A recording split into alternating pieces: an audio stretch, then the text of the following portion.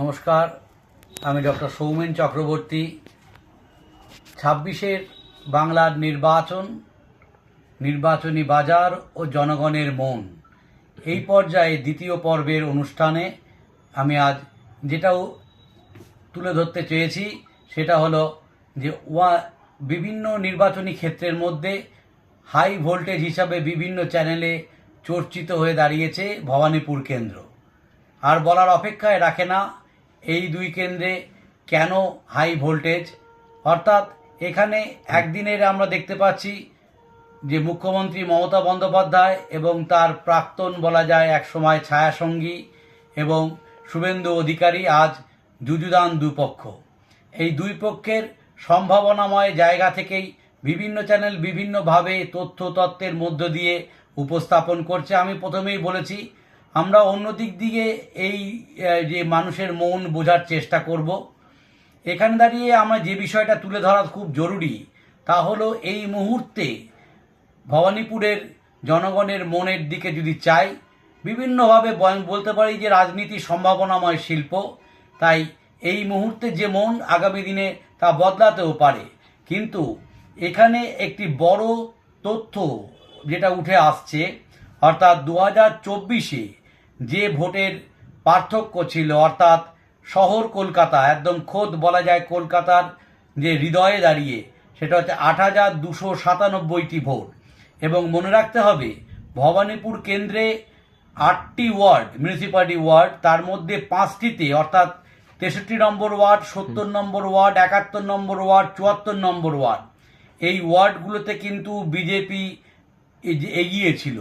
অর্থাৎ ভোটের মার্জিন ২০২১-এ ছিল ৫৮,৮৩২, সেটা কিন্তু পরে নেমে এসে যায় ৮,০২৪-এর লোকসভায় ৮,২৯৭। এর সঙ্গে মনে রাখতে হবে যে এসআইআর হওয়ার ফলে সেই ভোট সংখ্যাও কিন্তু 1.44% কমে গেছে, অর্থাৎ কমে গেছে। এবং ইতিমধ্যে যা খবর পাওয়া যাচ্ছে এখনো পর্যন্ত প্রায় ১৪,১৫৪ জনের নাম এখন এই অঞ্চলে বিচারাধীন অবস্থায় রয়েছে। অর্থাৎ এই হচ্ছে আক্ষরিক পরিসংখ্যান। এবার আমরা অন্য দিক দিয়ে জানার চেষ্টা করব। আরেকটি ইন্টারেস্টিং পয়েন্ট যেটা আমরা বলি যে ট্রোজেন হর্স, অর্থাৎ যে কে বাজি মাত করবে। স্বাভাবিকভাবে সনাতনী পদ্ধতিতে আমরা যদি দেখি, সেখানে মুখ্যমন্ত্রীর অঞ্চল এবং মুখ্যমন্ত্রী এখানকার যে বলা যায় যে ভূমিপুত্রী, সেই অর্থে দেখা যায় যে মাননীয় মুখ্যমন্ত্রীর এটা হচ্ছে ঘর, সেই ঘরের মেয়ে, অর্থাৎ ঘরের মেয়ের সেই অঞ্চলে অ্যাডভান্টেজ থাকবে, মুখ্যমন্ত্রী হিসাবে ওয়েটেজ থাকবে, সে জিতবে, এটাই কিন্তু সাধারণ প্রেডিক্টেবিলিটি বা সম্ভাব্যতা। কিন্তু সেইখানে এখন কিসের কালো মেঘ ঘনাচ্ছে, সিঁদুরে মেঘ দেখছে এখানকার মানুষ নয়, আমি বলবো এখানকার নেতা কর্মী যারা আছে তারা। কারণ হচ্ছে মনে রাখতে হবে এই যে পরিসংখ্যানগুলো দিলাম, এখান থেকে মনে রাখতে হবে যে পরিসংখ্যানের মধ্য দিয়ে যে মুখ্যমন্ত্রী একসময় বিরোধী দলনেত্রী হিসাবে মানুষের মনকে জয় করে নিয়েছিলেন এবং পশ্চিমবঙ্গ তথা ভারতের অন্যতম ক্যারিজমেটিক লিডার হিসাবে বলা যায় একক নেতৃত্বে একটা দলকে গড়ে তুলেছেন। কিন্তু শাসক হিসাবে ১৫ বছর অতিক্রান্ত হওয়ার পরে বলা যায় স্বাভাবিকভাবে অ্যান্টি ইনকমবেন্সি, যেটা আমরা অনেক ক্ষেত্রে দেখেছিলাম এক সময় ইতিহাসের দিকে পাতা ফেরালে, যাদবপুরে বলা হতো কলা গাছ দাঁড়ালেও বামপন্থীরা জিতবে, এবং গড় ছিল বলা যায় যে বুদ্ধদেব ভট্টাচার্যের। সেখানে ১১তে দাঁড়িয়ে আমরা যেখানেই তাকাই যাদবপুরে লালে লাল লালে লাল, সেখানে কিন্তু আমরা কোনোদিন ভাবতে পারিনি যে মনে করুন ৩৩,০০০-এর ভোটে মুখ্যমন্ত্রী পরাজিত হয়েছিলেন তৎকালীন মুখ্যমন্ত্রী বুদ্ধদেব ভট্টাচার্য। অর্থাৎ বলা যায় যে প্রকাণ্ড বটগাছ সে নিজেই জানতে পারলো না কি করে বট গাছকে ভালোবাসছে না মানুষ তা নয়, তার ছায়া আছে, তার শীতল ছায়ার তলে মানুষ এসে আশ্রয় নেয়, পাখি গান গায়। কিন্তু দেখা যায় যে তাকেই বটগাছকে ভালোবাসার মধ্য দিয়ে তার যে স্তাবকের দল, সেই স্তাবকের দলেরা এমনভাবে তাকে পরিধি করে থাকে, তখন সে তার যে জল বাতাস তাই থেকে বা জনমানুষ থেকে যেটা বলা হয় মাটির গন্ধ আসতো, সেই মাটির গন্ধ আস্তে আস্তে উবে যায় এবং কংক্রিট দিয়ে ওই চারদার ঘেরাও হয়ে যায়। ঠিক তেমনভাবেই সেখানে যদি আপনি ভবানীপুরের দোকানদার থেকে, রাস্তাঘাট থেকে যদি কান পাতেন, সেখানে কিন্তু বারবার একটা জিনিসই উঠে আসছে, সেটা কোথায় যেন একটা একটা একটা ক্ষোভ এবং ভেন্টিলেশন, যেটা বলা হয় গণতন্ত্রে খুব জরুরি, সেই ভেন্টিলেশনের জায়গাটা কিন্তু এখানকার সাধারণ মানুষ কয়েক বছর ধরে পাচ্ছেন না। এবং একই সঙ্গে বলা যায় এখানে যে ব্যবস্থাটার কথা হাটে ঘাটে মাঠে ছড়াচ্ছে, তা হচ্ছে আরেকটা অন্য জায়গা, যেটাকে বলা যায় যে বাঙালি বাঙালি বাংলার মেয়েকে চায়।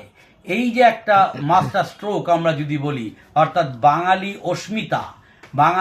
অস্মিতা বা যদি বলি আত্মপরিচিতির রাজনীতিতে যে শান দিয়ে হচ্ছে ভোট বৈতরণীর ক্ষেত্রে অনেক অ্যাডভান্টেজ পজিশনে আসা যায়, কিন্তু ভবানীপুরের যদি জিওপলিটি দেখেন, ভৌগোলিক রাজনীতি দেখেন, ভাষাভাষী মানুষের অস্তিত্ব দেখি, সেখানে কিন্তু আনুমানিক দেখা যায় এই লাস্ট বলা যায় সেন্সাস যদিও হয়নি, সেখানে বলা যায় বাংলা ভাষাভাষীর থেকে লাস্ট 10 বছরে যদি দেখেন যে নন বেঙ্গলি পিপুল যে অঞ্চলগুলো, ওয়ার্ডগুলোয় বলছি যে গত লোকসভা নির্বাচনে পিছিয়ে পড়েছে তৃণমূল, বিজেপি এগিয়ে আছে, সেখানে নন বেঙ্গলি পিপুলের আধিক্য কিন্তু ক্রমশ বেশির দিকে যাচ্ছে।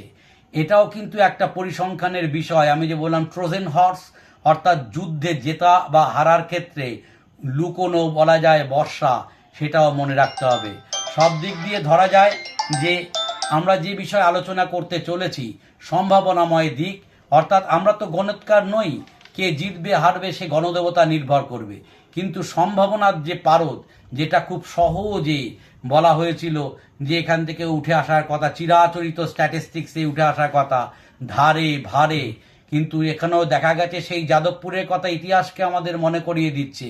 একসময় বুদ্ধবাবুর যে সচিব ছিলেন মনীশ গুপ্ত, সেই 11তে কিন্তু তার যে ছায়াসঙ্গী ছিল, প্রশাসনিক ছায়াসঙ্গী, সেই হয়ে দাঁড়িয়েছিল তার প্রতিদ্বন্দ্বী। এখানেও কিন্তু দেখা যায় তার দলীয় কাজকর্মে যার ছায়াসঙ্গী ছিল শুভেন্দু অধিকারী, সেই হয়ে দাঁড়িয়েছে প্রতিদ্বন্দ্বী, অর্থাৎ ছায়াই আজ প্রতিদ্বন্দ্বী। তাই প্রতিদ্বন্দ্বিতা যে তুঙ্গে থাকবে, এবং এখানকার মানুষের মনের খানিকটা টাচ আপনাদের এখানে দিতে পারলাম, এটা কিন্তু বলা যায় অন্যান্য যে হাই ভোল্টেজ কে কোন কথা বললো তার থেকে বড় কথা, আকাশে বাতাসে কিন্তু এক ধরনের অন্য ধরনের আভাস, অন্য ধরনের যে ইঙ্গিত, অর্থাৎ কালবৈশাখী ঝড়ের এক ধরনের আভাস কিন্তু ভবানীপুর দেখতে চলেছে। নমস্কার।